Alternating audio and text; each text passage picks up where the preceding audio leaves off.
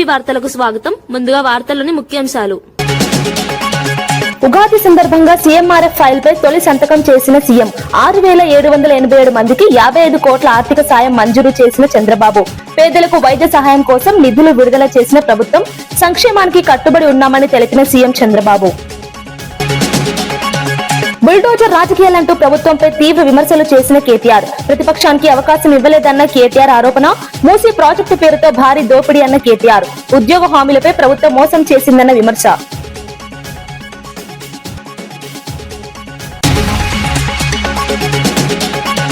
పొత్తుల ప్రచారాలపై స్పష్టత ఇచ్చిన టీవీకి అధినేత విజయ్. ఎవరితోనూ పొత్తులు లేవని స్పష్టం చేసిన విజయ్. తప్పుడు ప్రచారాలను నమ్మవద్దని ప్రజలకు సూచించిన టీవీకే. పార్టీ స్వతంత్రంగా ముందుకు సాగుతుందని ప్రకటించిన విజయ్.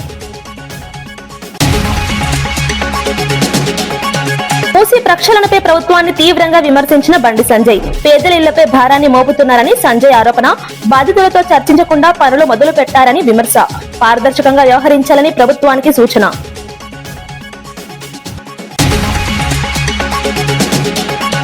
బీజేపీపై విమర్శలు చేసిన మంత్రి పొన్నం ప్రభాకర్. గాడ్సే వారసుల వ్యాఖ్యలపై మంత్రి పొన్నం స్పందన. మూసీ ప్రక్షాళనను అడ్డుకోవద్దన్న మంత్రి సూచన. ప్రజా ప్రయోజనాలే ముఖ్యమన్న మంత్రి పొన్నం వ్యాఖ్య. ఉగాది సందర్భంగా పేదల కోసం ముఖ్యమంత్రి చంద్రబాబు కీలక నిర్ణయం తీసుకున్నారు. సీఎంఆర్ఎఫ్ ఫైల్ పై తొలి సంతకం చేసి 6,787 మంది లబ్ధిదారులకు 55.63 కోట్ల ఆర్థిక సాయం విడుదలకు ఆమోదం తెలిపారు. ఈ సహాయం ద్వారా వైద్య చికిత్సలు, అత్యవసర అవసరాలు తీర్చుకునే అవకాశం కలుగుతుందని అధికారులు తెలిపారు. ఆర్థికంగా ఇబ్బందులు ఎదుర్కొంటున్న కుటుంబాలకు ఇది పెద్ద ఊరటగా మారనుంది. పండుగ రోజున ఈ నిర్ణయం తీసుకోవడం ద్వారా ప్రభుత్వం పేదల పట్ల తన కట్టుబాటును చూపిందని పేర్కొన్నారు. సంక్షేమ కార్యక్రమాలను మరింత విస్తరించేందుకు ప్రభుత్వం చర్యలు తీసుకుంటుందని తెలిపారు. ప్రజలకు అండగా నిలిచే పాలన కొనసాగుతుందని స్పష్టం చేశారు.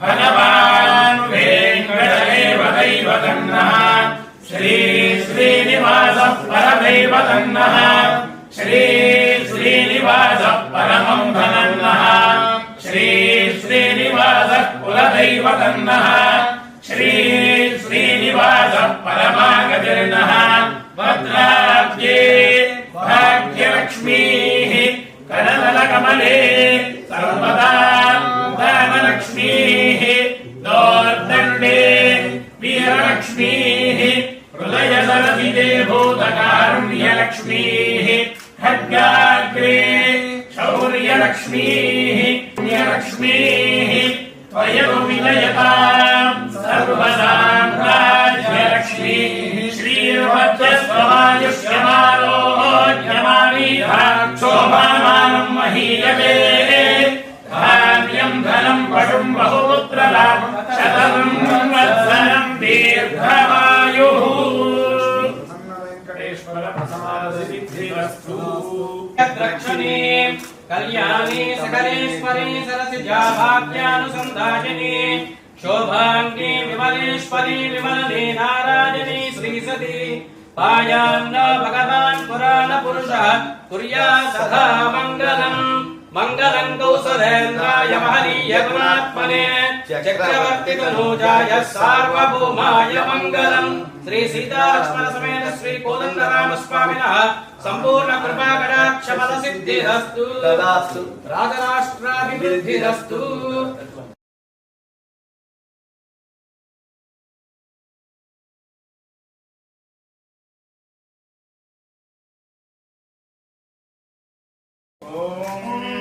సర్వమేవ సర్వమో సర్వమేవ తేన తేనైవ సర్వమో సర్వమేవ తేన ఏవ తేన తేనైవ తేన ఆప్నోత్యాప్నోతి తేనైవ తేన ఆప్నోతి ఆప్నోతి సర్వమో సర్వమాప్నోత్యాప్నోతి సర్వం దేవి దేవి సర్వశత్రుపీడా పరిహార ద్వారా జయ జయ సర్వస్వరూపే సర్వేశే సర్వశక్తి సమన్వితే భయేభ్యస్త్రాహినో దేవి దుర్గే దేవి నమోస్తుతే. శయమానం భవతి శరాయ పునః శతేంద్రియాయ శేవేంద్రియే ప్రతిష్ఠ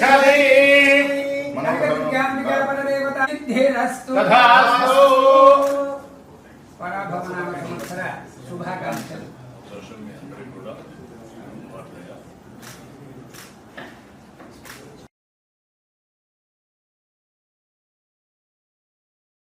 ఉగాది సందర్భంగా మంత్రి పొన్నం ప్రభాకర్ బీజేపీ నేతలపై తీవ్ర విమర్శలు చేశారు. గాడ్సే వారసులు గాంధీ వారసులను విమర్శించడం సరికాదని అన్నారు. మతతత్వ రాజకీయాలతో ప్రజలను తప్పుదారి పట్టిస్తున్నారని మండిపడ్డారు. మూసీ ప్రక్షాళనను అడ్డుకోవడం సరికాదని పేర్కొన్నారు. నిర్వాసితులకు న్యాయం చేసిన తర్వాతే ప్రభుత్వం ముందుకు సాగుతుందని స్పష్టం చేశారు. తెలంగాణ అభివృద్ధికి అందరూ సహకరించాలని కోరారు. రాజకీయాల కంటే ప్రజా ప్రయోజనాలు ముఖ్యమని అన్నారు.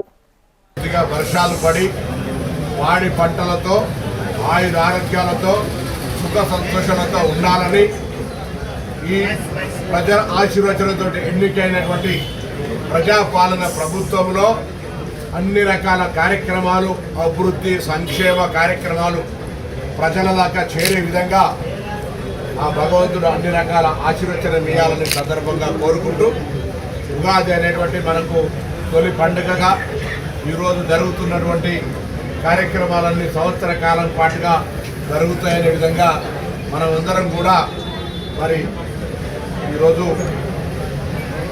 మనకు ఉండబడేటువంటి సాంప్రదాయాన్ని పాటించిపోతూ ఉంటాం. ఈ సందర్భంలో తప్పకుండా ప్రజల ఆశీర్వచనంతో ఎన్నికైనటువంటి ప్రభుత్వం ప్రజల సంక్షేమం కొరకు కృషి చేస్తుంది. ఎవరెన్ని మాట్లాడినా ఎవరెన్ని చేసినా ఇది ప్రజల కోసం ఇప్పటికే పేదలకు సంబంధించిన అనేక కార్యక్రమాలు చేస్తూ ఉంది.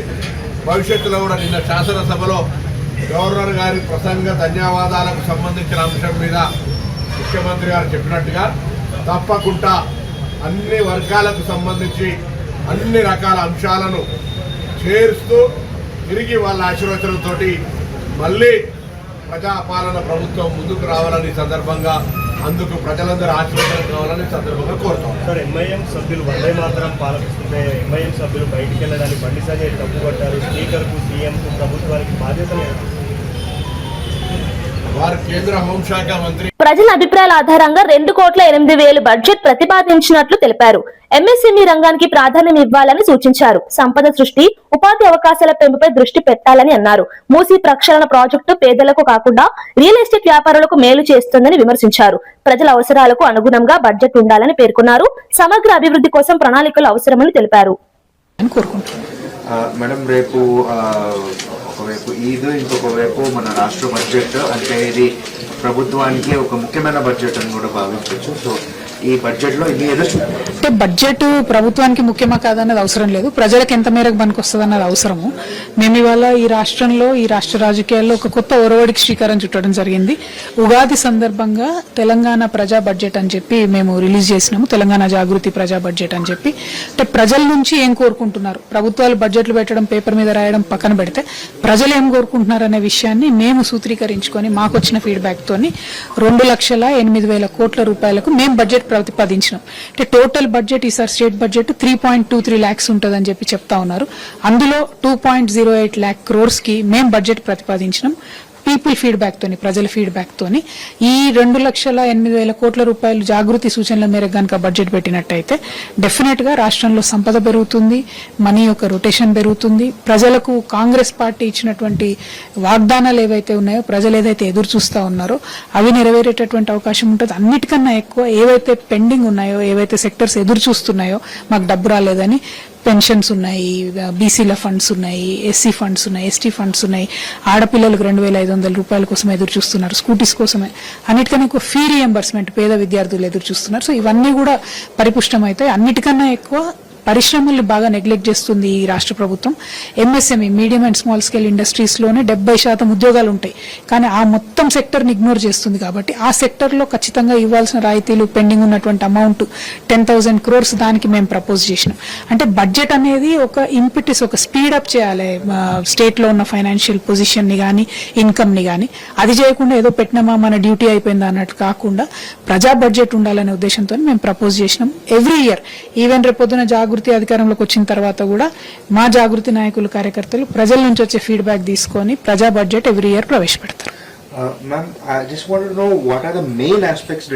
అంగన్వాడీలకు ఫోన్ల కొనుగోలులో 50 కోట్ల కుంభకోణం జరిగిందని బీఆర్ఎస్ నేత మన్నే క్రిషాంక్ ఆరోపించారు. మార్కెట్ ధర కంటే ఎక్కువకు మార్కెట్ ధర కంటే ఎక్కువకు ఫోన్లు కొనుగోలు చేశారని తెలిపారు. పోషణ్ అభియాన్ పథకం కింద ఈ వ్యవహారం జరిగిందని పేర్కొన్నారు. ఈ విషయంపై సమగ్ర విచారణ జరపాలని డిమాండ్ చేశారు. ప్రభుత్వంపై పారదర్శకత లోపించిందని విమర్శించారు. ప్రజానిధుల వినియోగంపై స్పష్టత ఇవ్వాలని కోరారు. ఈ అంశంపై ప్రభుత్వం స్పందించాలని డిమాండ్ చేశారు. అంగన్వాడీ అక్కలకందరికి కూడా స్మార్ట్ ఫోన్స్ ఇవ్వాలని కేంద్ర ప్రభుత్వం ఎన్నో సంవత్సరాల ముందు నిర్ణయం తీసుకున్నది. దానికోసం ధర పెంచుతూ వచ్చిరు కూడా. చివరికి లాస్ట్ స్మృతి ఇరానీ గారు 2024లో కేంద్ర మంత్రిగా ఉన్నప్పుడు 9,000 నుంచి 11,800కు దాని బడ్జెట్ని ఒక్కొక్క మొబైల్ ఫోను అంగన్వాడీ వర్కర్స్ కోసము వాళ్ళు ఇంటింటికి పోయి ఆయా బస్తీల్లో తీసుకునే డేటా, మాతా శిశువులకు చెందిన డేటా పోషణ్ అభియాన్ విషయం మీద దానికోసం ఈ టెక్నాలజీని పెంచడానికి ఈ పోషణ్ అభియాన్లో స్మార్ట్ ఫోన్ స్కీమ్ తీసుకున్నారు. 11,800 రూపాయలు ఒక్క డివైస్ కోసమని కేంద్ర ప్రభుత్వం నిర్ణయం తీసుకున్నది. ఇక రాష్ట్ర కాంగ్రెస్ ప్రభుత్వం పెద్ద చిన్న వేల కోట్లు భూములు, HILTP 1,50,000 కోట్ల మూసి, గాంధీ గారి విగ్రహానికి 5,000 కోట్లు, ఈ పెద్ద పెద్దయే కాదు, ఆఖరికి అంగన్వాడీ కార్మికులకు కూడా అందులో కూడా పైసలు వస్తే ఒక 20 కోట్లు సింపుల్గా జేబులు ఎట్లేసేసుకోవాలని ఒక స్కామ్ చేశారు. ఎంత దారుణం అంటే ఇవాళ రాష్ట్ర వ్యాప్తంగా అంగన్వాడీలో పనిచేసే అక్కలందరూ కూడా రోడ్ల మీదకి వచ్చి మాకు జీతాలు ఇవ్వాలి, మాకు జీతాలు ఇస్తలేరు అని ప్రభుత్వాన్ని అడుగుతుంటే కేంద్ర ప్రభుత్వం వాళ్ళకి ఇస్తున్న స్మార్ట్ ఫోన్లో కూడా పైసలు మింగింది స్కామ్ గ్రేస్ ప్రభుత్వం. తెలంగాణ బీజేపీ కార్యాలయంలో ఉగాది వేడుకలు ఘనంగా నిర్వహించారు. కేంద్ర మంత్రి కిషన్ రెడ్డి, బీజేపీ రాష్ట్ర అధ్యక్షుడు రామచంద్రరావు పాల్గొన్నారు. పంచాంగ శ్రవణం నిర్వహించి ప్రజలకు శుభాకాంక్షలు తెలిపారు. దేశంలో ఎక్కడా గ్యాస్ కొరత లేదని, ప్రజలు ఆందోళన చెందాల్సిన అవసరం లేదని రామచంద్రరావు చెప్పారు. పరాభవం అనేది శత్రువులకు మాత్రమే వర్తిస్తుందని కిషన్ రెడ్డి వ్యాఖ్యానించారు. దేశ అభివృద్ధి దిశగా కేంద్ర ప్రభుత్వం ముందుకు సాగుతోందని తెలిపారు. ప్రజలకు సంక్షేమం అందించడమే లక్ష్యమని పేర్కొన్నారు. ప్రశాంతంగా అన్ని రకాలుగా ఆర్థిక వ్యవస్థలో కానీ, అభివృద్ధిలో కానీ, మౌలిక వసతుల్లో కానీ ఏ రకమైనటువంటి ఆటంకం లేకుండా ముందుకెళ్తున్నటువంటి దేశం ప్రపంచంలో ఏదైనా ఉంది అంటే ఈరోజు భారతదేశం ఒకటే మోడీ గారి నాయకత్వంలోని మనం చేస్తున్నాం. అభివృద్ధి చెందిన దేశాలు కానీ, అభివృద్ధి చెందుతున్న దేశాలు కానీ అన్ని దేశాలు కూడా మరి శాంతి భద్రతల సమస్య కావచ్చు, యుద్ధ విధ్వంసాలు కావచ్చు, లేక ఆర్థిక సంక్షోభాలు కావచ్చు, అనేక దేశాల్లో ఈరోజు ఉన్నాయి. కానీ మనకు సమర్థవంతమైనటువంటి నాయకత్వం ఉంది. ఈరోజు మరి ఆ రకమైనటువంటి నాయకత్వం ఉంది కాబట్టి భారతదేశము ఈరోజు ఏ సమస్య లేకుండా ముందుకెళ్తుంది. ఉగాది పండుగ మన తెలుగువారి ఇళ్లలో సంతోషం రావాలని చెప్పేసి కోరుతూ, మరి ఈ యొక్క సంతోషకరమైనటువంటి ఒక పండుగ నాడు నేను మహిళలకు ఒకటే కోరుతా ఉన్నాను, మీరు వదంతులు నమ్మకండి. గ్యాస్ మనకు వచ్చేసింది, ఎక్కడ కూడా కొరత ఉండదు. మీరు దయచేసి ప్యానిక్ అయిపోయి లైన్లు కట్టి ఆన్లైన్లో బుక్ చేసుకొని గ్యాస్ కాకముందు కూడా, ఇప్పుడు నేను 2-3 ఏజెన్సీస్ మాట్లాడితే మేము బుక్ చేయగానే 2-3 రోజులు మీకు వచ్చేస్తున్నానండి, పంపిస్తున్నామని ఎక్కడ కూడా కొరత లేదా. కమర్షియల్ అనుకుంటారా, కమర్షియల్ గ్యాస్లో కొంత 30-40% షార్టేజ్ ఉన్నది. అది కూడా 2-3 రోజుల్లో ఈ యొక్క షిప్స్ వచ్చిన తర్వాత, వారి యొక్క కన్సైన్మెంట్ మన దగ్గర దిగిన తర్వాత అందరూ కూడా ఉంటుంది. ప్రజలందరూ కూడా నేను కోరుతా ఉన్నాను, ప్రపంచవ్యాప్తంగా యుద్ధ వాతావరణంలో మనందరూ కూడా కలిసి మెలిసి మనం ఏ విధంగా అయితే మనం కరోనాను ఎదుర్కొని మనం కరోనాను జయించినమో, ఈ యుద్ధ పరిస్థితులు కూడా మనందరం కూడా కలిసి జయించి నరేంద్ర మోడీ గారిని బలపరిచి మనం భారతదేశాన్ని ఒక సస్యశ్యామలంగా మార్చుకునే ప్రయత్నం. 2047 నాటికి $3 ట్రిలియన్ ఆర్థిక వ్యవస్థగా ఎదగడమే లక్ష్యంగా ప్రభుత్వం పనిచేస్తుందని మంత్రి వివేక్ వెంకటస్వామి తెలిపారు. యువతకు ఉపాధి అవకాశాలు కల్పించడం ప్రధాన లక్ష్యమన్నారు. రాబోయే బడ్జెట్ అన్ని వర్గాలకు న్యాయం చేస్తుందని చెప్పారు. కాంగ్రెస్ ఇచ్చిన హామీల అమలుకు ప్రాధాన్యం ఇస్తామని తెలిపారు. అప్పుల భారాన్ని తగ్గిస్తూ సంక్షేమ పథకాలను అమలు చేస్తున్నామని పేర్కొన్నారు. రేషన్ కార్డులు, ఇందిరమ్మ ఇల్లు, రైతు రుణమాఫీ, రైతు భరోసా వంటి పథకాలతో ప్రజలకు అండగా నిలుస్తున్నామని వివరించారు. సమగ్ర అభివృద్ధి దిశగా రాష్ట్రం ముందుకు సాగుతోందని అన్నారు. $1 ట్రిలియన్ ఎకానమీ కావాలని చెప్పి వారు కోరడం జరిగింది. దీనివలన సుమారు 1 కోటి ఉద్యోగ అవకాశాలు కల్పిస్తుంది. తెలంగాణ రైజింగ్లో.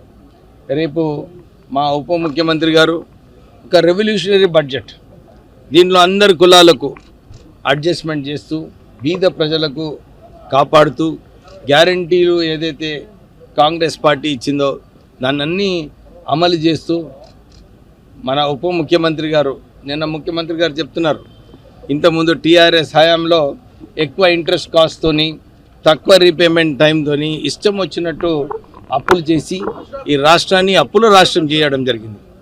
కానీ కాంగ్రెస్ ప్రభుత్వం వచ్చిన తర్వాత ఈ అప్పులు ఎట్లా 3 లక్షల కోట్ల రూపాయలు ఇప్పటి వరకు అప్పులు ఇంకా మిత్తి ఈ 2 సంవత్సరాలలో మన ఉప ముఖ్యమంత్రి గారు బ్యాంక్స్కి కట్టడం జరిగింది. ఇలాంటి పరిస్థితులలో కూడా సన్న బియ్యం ఇవ్వడము, ఇందిరమ్మ ఇల్లులు కట్టడము. గాంధీ భవన్ లో పరాభవనామ సంవత్సర ఉగాది వేడుకలు ఘనంగా నిర్వహించారు. ఈ కార్యక్రమంలో ఉప ముఖ్యమంత్రి బట్టి విక్రమార్క, టీపీసీసీ అధ్యక్షుడు మహేష్ కుమార్ గౌడ్, మంత్రి వివేక్ వెంకటస్వామి తదితరులు పాల్గొన్నారు. నాయకులు ప్రజలకు ఉగాది శుభాకాంక్షలు తెలిపారు. రాష్ట్ర అభివృద్ధి కోసం కలిసి పనిచేద్దామని పిలుపునిచ్చారు. సంప్రదాయ పద్ధతిలో నిర్వహించిన ఈ వేడుకలు ఆకట్టుకున్నాయి. పంచాంగ శ్రవణం నిర్వహించి కొత్త సంవత్సరానికి శుభాకాంక్షలు తెలిపారు. ప్రజల సంక్షేమం కోసం ప్రభుత్వం కట్టుబడి పనిచేస్తుందని నాయకులు పేర్కొన్నారు. తెలంగాణ అసెంబ్లీ మూసి చుట్టూ ఏపీ అసెంబ్లీ లడ్డూ చుట్టూ తిరుగుతున్నాయని కేంద్ర మంత్రి బండి సంజయ్ వ్యాఖ్యానించారు. మూసి ప్రక్షాళన పేరుతో పేదలపై భారాన్ని మోపుతున్నారని విమర్శించారు. రాష్ట్రంలో గాంధీ రాజ్యం కాకుండా గాడ్సే రాజ్యం సాగుతోందని మండిపడ్డారు. బాధితులతో చర్చించకుండా పనులు ప్రారంభించడం తగదని తెలిపారు. ముందుగా వారికి భరోసా కల్పించి పునరావాసంపై స్పష్టత ఇవ్వాలని డిమాండ్ చేశారు. అభివృద్ధి పేరుతో ప్రజల ఇళ్లను కూల్చడం సరికాదని అన్నారు. ప్రభుత్వం పారదర్శకంగా వ్యవహరించి ప్రజల నమ్మకాన్ని నిలబెట్టాలని సూచించారు. అపార్ట్మెంట్స్ కట్టుతున్నారు, ఇవ్వండి. మోడల్ కాలనీ ఏరియా ఇస్తున్నారు, చేయండి. నా డిమాండ్ ఏంది, భారతీయ జనతా పార్టీ డిమాండ్ ఏంటంటే అవి చేసినాకనే స్టార్ట్ చేయమంటున్నాం. ప్రజలతో చర్చ జరపండి, బాధితులతోని అందరినీ సమానంగా చూడండి, చూసి చేసే ప్రయత్నం చేస్తే అప్పుడు ప్రజలు కూడా సహకరిస్తారు. మీరు చేసే ప్రజల కోసం అంటున్నారు, కానీ ఆ ప్రజలే అక్కడ వ్యతిరేకిస్తున్నారు. ప్రజల్ని ఇబ్బంది పెట్టి గాంధీ మహాత్ముని ఆత్మ శోభిస్తుంది. గాంధీ మహాత్ముని రాజ్యంలో ఆయన అయితే రాజ్యం కూడా. ఈ సందర్భంగా 2026 పరాభవనామ సంవత్సర పంచాంగ ఫలితాలను పండితులు వెల్లడించారు. పేరు పరాభవ అయినప్పటికీ ధర్మంగా ఉండేవారికి ఇది ప్రాభవ సంవత్సరంగా మారుతుందని తెలిపారు. కష్టపడి పనిచేసే వారికి విజయాలు లభిస్తాయని చెప్పారు. తెలంగాణ జాతక ప్రకారం ఆర్థిక వ్యవహారాలు నిర్వహించే వారికి కొన్ని సవాళ్లు ఎదురయ్యే అవకాశం ఉందని సూచించారు. నిధుల వినియోగంలో జాగ్రత్త అవసరమని పేర్కొన్నారు. వ్యవసాయం, వ్యాపార రంగాల్లో మిశ్రమ ఫలితాలు ఉండవచ్చని తెలిపారు. భక్తి నియమాలు పాటిస్తే అనుకూల ఫలితాలు పొందవచ్చని పండితులు వివరించారు. తహలాడిపోతూ ఉంటాడు, ప్రయత్నం చేస్తూ ఉంటాడు. మీనలగ్న ప్రభావం వల్ల తెలంగాణ రాష్ట్ర పరిపాలనలో వ్యూహాలు, ఆలోచనలు, బాధ్యతా భావం అనేటువంటిది ఈ సంవత్సరం చాలా వరకు పెరుగుతుంది. లగ్న దశమాధిపతి అయినటువంటి గురువు చతుర్థ భావంలో ఉండటం వల్ల పరిపాలనలో ప్రజా సంక్షేమం, భూమి, వ్యవసాయం మొదలైనటువంటి అంశాలకు అద్భుతంగా ప్రాధాన్యం పెరుగుతుంది. ముఖ్యంగా గ్రామీణాభివృద్ధి, వ్యవసాయ రంగం వల్ల రాష్ట్ర ప్రభుత్వానికి ఈ సంవత్సరం పేరనేటువంటిది వచ్చే అవకాశం కూడా ఉంది. తృతీయ నవమాధిపతి అయినటువంటి కుజుడు ద్వాదశంలో ఉండటం వల్ల ఆర్థిక వ్యవహారముల యందు కొంత జాగ్రత్త ఈ సంవత్సరం కూడా పడవలసి వస్తుంది. అందరికంటే చిక్కెవరికి అంటే ఆర్థిక శాఖను చూచేటువంటి వారికే చాలా చిక్కు. ఏమిటి అంటే నిధులు నిధులు నిధులు అంటారు, ఉండండి ఉండండి ఉండండి అంటారు. ఈ సంవత్సరం కూడా ఆర్థికంగా కొంత ఇబ్బంది పడక తప్పదు. ఈ విషయంలో కఠినాతి కఠినమైన నిర్ణయములుంటేనే పరిపాలన బాగుంటుంది, కానీ లేకపోతే ఆర్థికంగా ఇబ్బంది అనేటువంటిది తప్పదు అని ద్వితీయ నవమాధిపతి అయినటువంటి కుజుడు వ్యయస్థానాన్ని సూచిస్తూ చెప్తున్నటువంటి ఫలితం ఇది. షష్ఠభావంలో కేతువు ఉండటం ఆరోగ్య రంగం కానీ ఆరోగ్యపరమైనటువంటి శాఖలో కానీ తప్పకుండా కొంత అద్భుతమైనటువంటి ప్రక్షాళన జరుగుతుంది. ముఖ్యంగా ఆసుపత్రులు, ప్రజా ఆసుపత్రులు, ప్రజలందరికీ ఆమోదయోగ్యమైనటువంటి వైద్యం అందించటానికి మంత్రివర్గం అందరూ కూడా కంకణం కట్టుకొని నిలబడటం ఈ సంవత్సరం మనందరికీ కూడా ఒక అద్భుతమైనటువంటి విషయం అని చెప్పవచ్చు. చతుర్థ సప్తమాధిపతి బుధుడు ద్వాదశంలో ఉండటం వల్ల ఒప్పందాలు, భాగస్వామ్యం ఇతర రాష్ట్రాలతో నీటి పంపకాల వ్యవహారాలు ఇవన్నీ కూడా జాగ్రత్తగా అడుగులు వేయవలసి వస్తుంది. ద్వాదశ భావంలో బుధ రాహు కుజ ప్రభావంతో రాష్ట్రానికి ఖర్చులు అనేటువంటివి బాగా పెరుగుతాయి.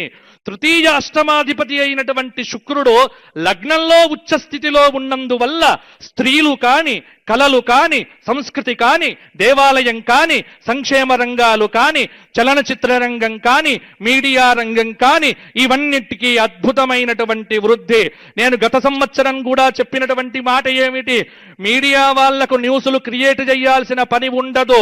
పుష్కలంగా వార్తల మీద వార్తలు, వార్తల మీద వార్తలు, ప్రతిరోజు సంచలనమే తప్పకుండా మీడియాకుంటుంది. చలనచిత్ర రంగంలో అద్భుతమైనటువంటి విజయాలు కూడా ఉంటాయి.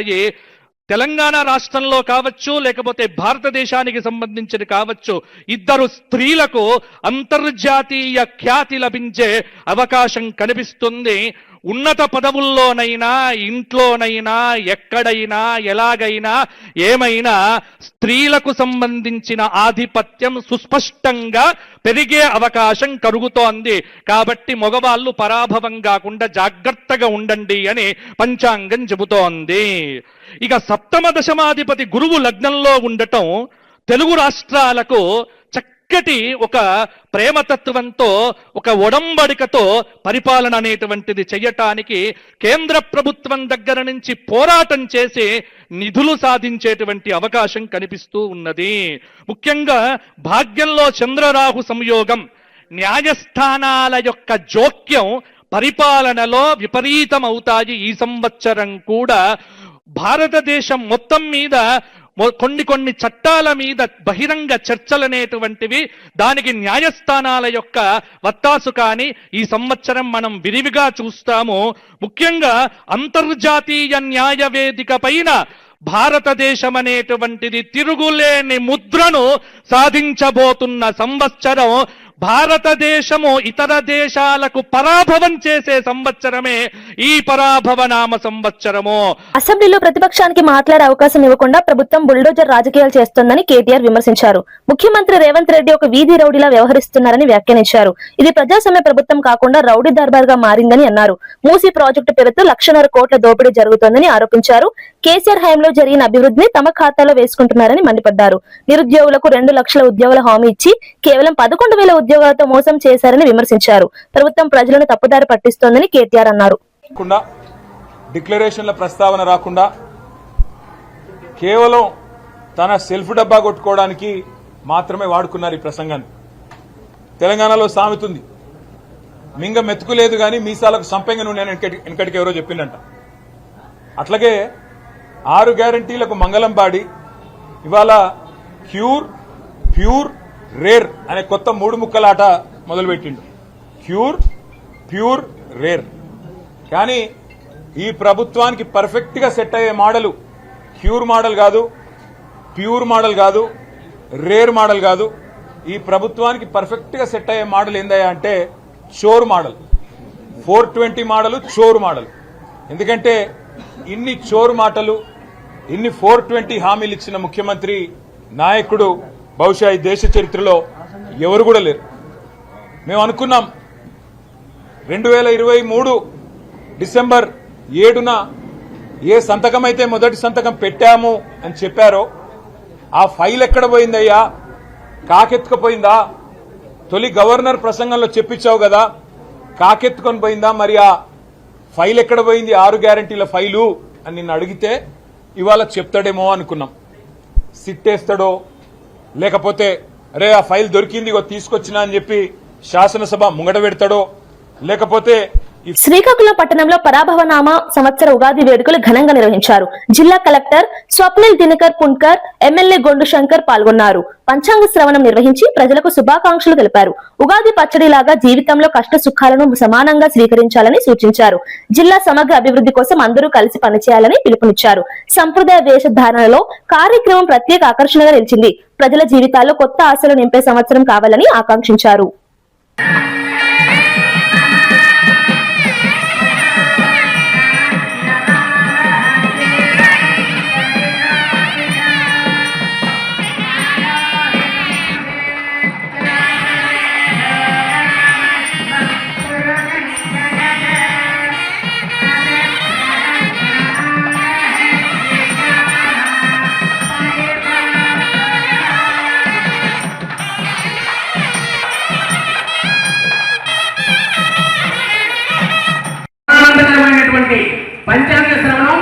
తొలిమెట్టు. మరి అటువంటి పంచాంగ శ్రవణ కార్యక్రమాన్ని ప్రారంభించవలసిందిగా గౌరవ పెద్దల్ని వేదికపైకి పెద్దల అనుమతితో ఆహ్వానిస్తున్నాం.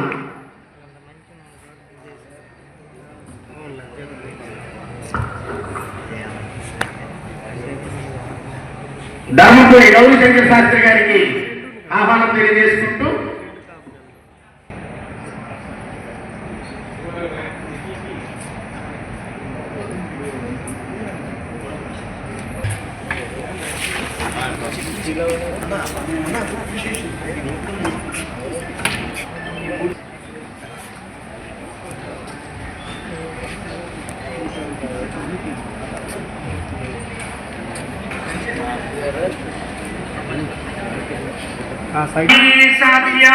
మనసః సర్వార్థానాముపక్రమే యం నత్వా కృతకృతాస్యుః తం నమామి గజాననం.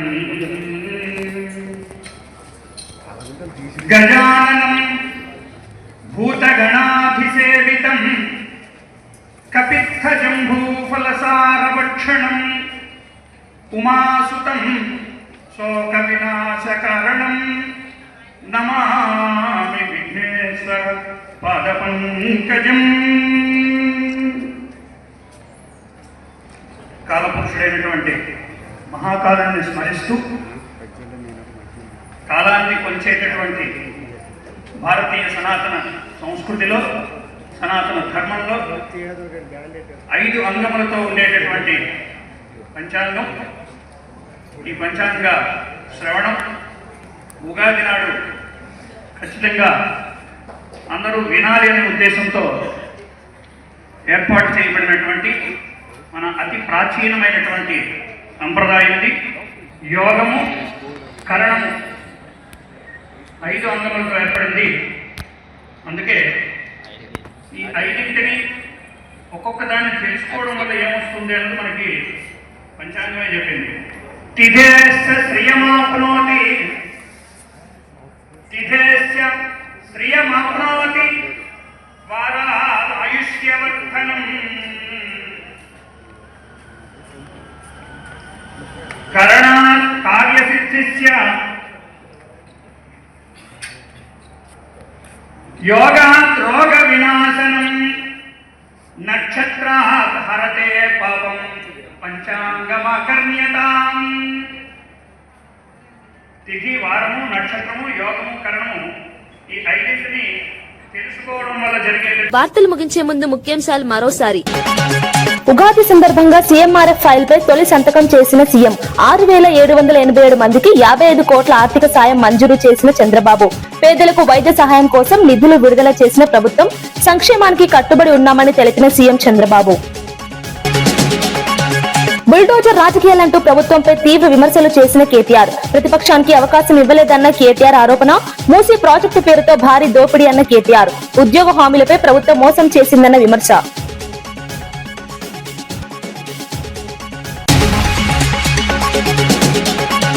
పొత్తుల ప్రచారాలపై స్పష్టత ఇచ్చిన టీవీకి అధినేత విజయ్. ఎవరితోనూ పొత్తులు లేవని స్పష్టం చేసిన విజయ్. తప్పుడు ప్రచారాలను నమ్మవద్దని ప్రజలకు సూచించిన టీవీకే. పార్టీ స్వతంత్రంగా ముందుకు సాగుతుందని ప్రకటించిన విజయ్.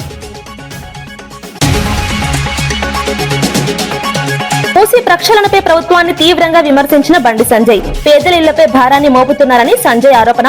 బాధితులతో చర్చించకుండా పనులు మొదలు పెట్టారని విమర్శ. పారదర్శకంగా వ్యవహరించాలని ప్రభుత్వానికి సూచన.